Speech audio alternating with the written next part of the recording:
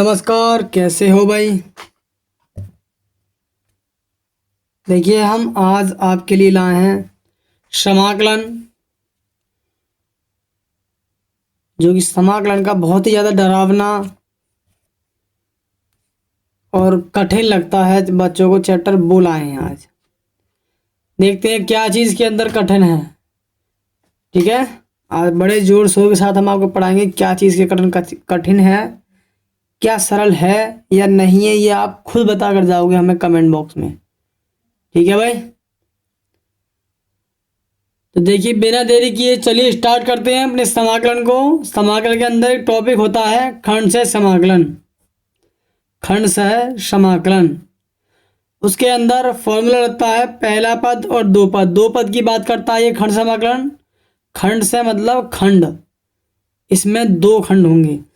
तो पहला खंड ऐसे ही दूसरे का समाकलन करते हैं, फिर माइनस का चिन्ह लगाते हैं, फिर समाकलन चिन्ह, फिर बड़ी ब्रैकेट, फिर d/dx पहले वाले का डिफरेंस करते हैं। दूसरे का फिर समाकलन होगा, फिर dx ब्रैकेट बंद, फिर dx। ये जो dx है, ये वाली dx इस बार समाकलन के लिए थी, ये जो dx है वो इस समाकलन के लिए है। अब कैसे याद रखेंगे फॉर्मूले को, इस बात को समझें। इसमें देखो दूसरे पद का समाकलन हो रहा है दो बार। पहले पद को एक बार ऐसे रख रहे हैं और दूसरी बार में डिफरेंशियल कर रहे हैं। हो गया याद, बीच में माइनस का चिन्ह रहना है, बस ये चीज़ है। जैसे कि मैंने समझाने के लिए नीचे एक सवाल लिखा है, ये प्रश्नावली का सवाल है, ऐसा नहीं प्रश्नावली के बाहर का हो। एनसीईआरटी किताब यदि आपके पास हो तो पहला ही क्वेश्चन है x sin x। अब इसमें से ये पता कैसे चलेगा पहला पद कौन सा है दूसरा पद कौन सा है। यहाँ तो मैंने पहला और दूसरा लिख के सूत्र लिख के दिखा दिया आपको। ये पता कैसे चलेगा इसमें दूसरा पद और पहला पद कौन सा है, उसके लिए ये है पहचान कैसे करें, ये क्वेश्चन है पहला। तो इसमें ये बनाया है मैंने आई लेट। आई मतलब इन्वर्स वाले जो फंक्शन होंगे, sine inverse, cos inverse, tan inverse. L में आएगा log x square, log x का होल स्क्वायर, यानी लॉग होना चाहिए उसके अंदर। ए वाले में जाएगा algebraic function, x y z, A B C D, 1 2 3 4 गिनती पहाड़े, सब ये सब अलजेब्रा में जाएगा। टी मतलब trigonometry, sine theta, cos theta, tan theta, sec theta, cot theta, इस तरह से टी आएगा। ई मतलब एक्सपोनेंशियल फंक्शन, ई की पावर एक्स स्क्वायर, ई हो मतलब का ये है। अब इसमें से जो पद पहले आता है चार पांचों में से वो पहला पद, और जो बाद में आएगा वो दूसरा पद। समझे, जो पद पहले आएगा इन पांचों में से वो पहला पद कहलाएगा। मान के चलो सवाल में आ गया x log x, तो x log x आएगा तो x बाद में आएगा, log x पहला आएगा, तो log वाला पहला पद हो जाएगा, ये x वाला दूसरा पद हो जाएगा। ये सवाल आपके सामने लिखा है x sin x। इसमें देखो क्या x पहला आता है या साइन पहला आएगा, x पहला आएगा साइन बाद में आएगा, सीधी बात है। तो इसे पहला पद मानेंगे हम, इसे पहला पद मानेंगे और इसे दूसरा पद मानेंगे। और क्या करेंगे फिर हम खंड से समाकलन लगाएंगे। खंड से समाकलन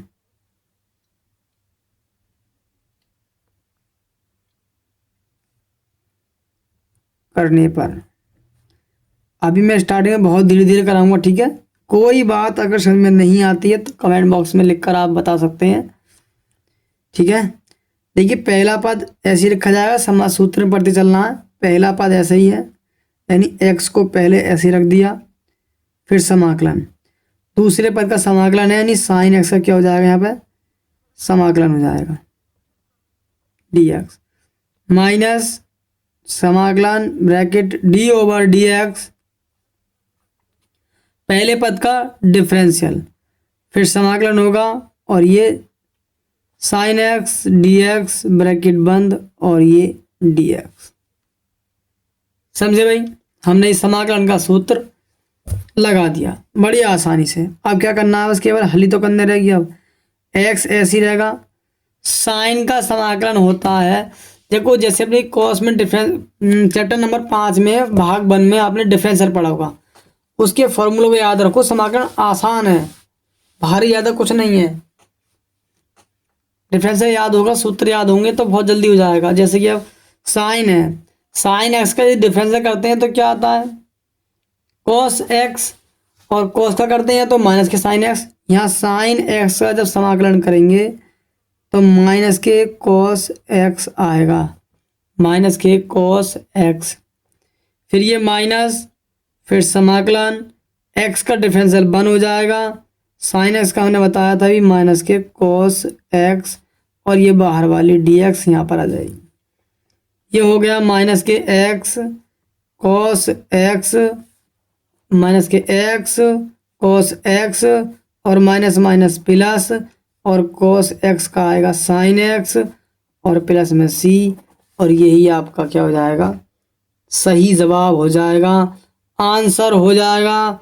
क्या ये वाली बात समझ में आई? क्या भारी था सवाल? बोलो जल्दी से, क्या सवाल भारी था? कुछ नहीं था सवाल में कुछ भी, तो चूसा सवाल निकला भाई। अगला सवाल है एक्स साइन थी एक्स। अगर पहला सवाल समझ में आया है ना, तो आप इस दूसरे वाले सवाल को आसान शब्दों में कर सकते हो, बिल्कुल सरल भाषा में। केवल इतना कराया उसने कि यहाँ पे साइन एक्स था, यहाँ पे साइन 3x है, तो बस क्या होगा, जहाँ पर हम समाकलन कर रहे हैं उसका बटे में डिफरेंशियल और रूट होगा। ये तुमने सीख लिया होगा, ठीक है, पिछली क्लास में पढ़ा होगा आपने, ये आपने कहीं पर सीखा होगा स्कूल वगैरह में। ये जो होता है साइन 3x, अब इस थीटा का बटे में डिफरेंशियल होता है समाकलन में अंदर, बस इतना सही ध्यान रखना तो मैं इसमें, और कि जब हम समाकलन करेंगे तो थीटा का अपॉन में क्या होगा, डिफरेंशियल होगा। तो इस सवाल का आंसर आप सरल शब्दों में निकाल सकते हैं, इसलिए मैं इस सवाल को होमवर्क में लिखता हूँ, प्रैक्टिस के लिए दे रहा हूँ। अगला सवाल करने वाले हैं हम, नया सवाल है एक्स स्क्वायर ई की पावर एक्स। सवाल है एक्स स्क्वायर ई की पावर एक्स। क्वेश्चन नंबर 3 है, ये आप होमवर्क में करेंगे। एक्स स्क्वायर और ई की पावर एक्स, ये क्वेश्चन है। कैसे करेंगे फटाफट से देखेंगे। देखो पता करो पहले कौन सा पद आएगा इसमें। देखो ई जो है ना, ई सबसे लास्ट में आती है, तो जब ई लास्ट में ई चला गया इसमें, अब ई इसमें आया है, तो इसका मतलब ये हुआ कि ई तो बाद वाला पद है ना, बाकी सब पहले पद होंगे। भाई ई जो है बाद में आता है आई लेट में, तो एक्स पहला आता होगा ना कहीं भी आओ, इस बात से क्या मतलब, बस ई तो बाद में आएगा ना सबसे, तो ये पहला पद होगा और ये दूसरा पद होगा। भाई खंड से समाकलन लगाओगे इसमें भी, खंड से समाकलन करने पर यदि आपने ये सीख लिया ना, तो बता रहा हूँ बहुत कुछ सीख जाओगे और बहुत कर जाओगे, वरना बहुत पछताओगे। पहला पद ऐसे ही, दूसरे का समाकलन डी एक्स माइनस समाकलन डी ओवर डी एक्स, पहले का क्या होगा डिफरेंशियल, और ई की पावर एक्स का समाकलन डी एक्स ब्रैकेट बंद, और फिर ये डी एक्स। यह आएगा ई की पावर एक्स का, तो ई की पावर एक्स ही होगा, और एक्स स्क्वायर माइनस, यहाँ देखो एक्स स्क्वायर का क्या आएगा 2x, ई की पावर एक्स का क्या आएगा ई की पावर एक्स और डी एक्स, ई की पावर एक्स और डी एक्स।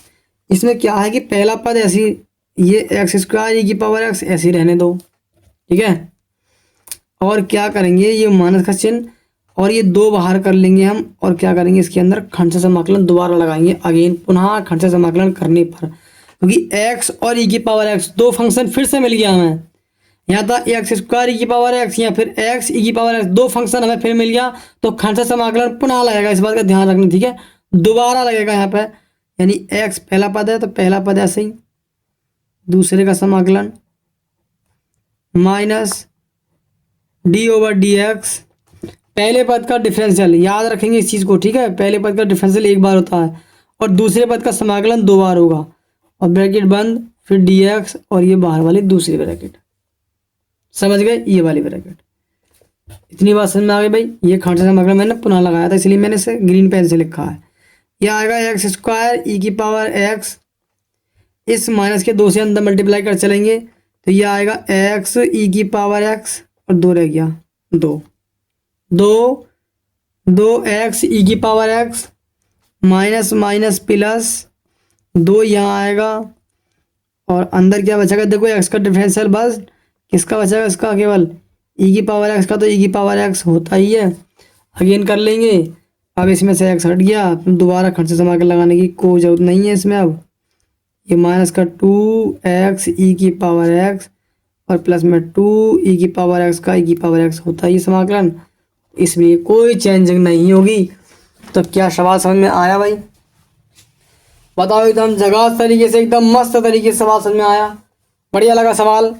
क्या हैंड राइटिंग वगैरह, वीडियो में कोई गलती, कोई कमी, कोई मिसिंग ऑडियो वीडियो में, वो भी आप कमेंट बॉक्स में लिख कर हमें बता सकते हैं।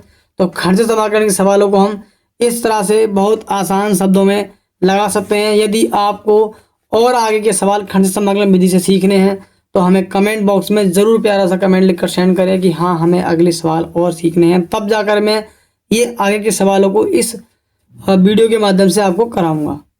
तो इसी सवाल को यहीं पर रोकते हुए हम मिलते हैं अगले नेक्स्ट वीडियो में, यदि आपका मन होगा तो। थैंक यू, धन्यवाद, जय हिंद।